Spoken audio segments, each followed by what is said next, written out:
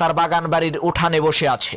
এমন সময় এক লোক হাতে করে একটি মোরগ নিয়ে সেই রাজার সামনে উপস্থিত হলো। তখন রাজা মশাই বলল, কি ব্যাপার, এই মোরগ নিয়ে তুমি আমার কাছে আসছো কেন? তখন সেই লোকটি বলল, রাজা মশাই, আপনার নামে বাজি ধরে এই মোরগটি আমি জিতেছি, তাই খুশি হয়ে উপহার হিসেবে এই মোরগটা আপনার কাছে নিয়ে আসলাম।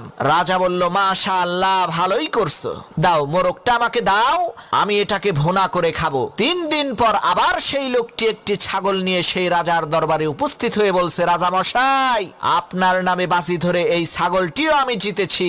রাজা খুশি হয়ে বলল, ও আচ্ছা, তাই নাকি, দাও, আমি এটাকে কাবাব বানিয়ে খাবো। পরের দিন সেই লোকটি অন্য আরেকজন লোককে সাথে করে নিয়ে রাজার কাছে এসেছে। তখন রাজা মশাই তাকে বলল, কি ব্যাপার, আজকে কি তুমি আমার জন্য কিছুই নিয়ে আসনি? তখন লোকটি বলল, রাজা মশাই, আজকেও এনেছি, এই যে দেখেন, এই লোকটার সাথে আপনার নামে বড় একটা ষাঁড় গরু বাজি ধরছি, দুর্ভাগ্যবশত বাজিতে আমি হেরে গেছি। এখন এই লোকটি আপনার কাছে এসেছে তার ষাঁড় গরুটা নিতে, দয়া করে লোকটাকে বড় একটা ষাঁড় গরু দিয়ে দেন। লোকটার এই কথা শুনে রাজামশাই বলল, সর্বনাশ, বলিস কি, তুই তো আমারে ফাঁসাইয়া দিলি।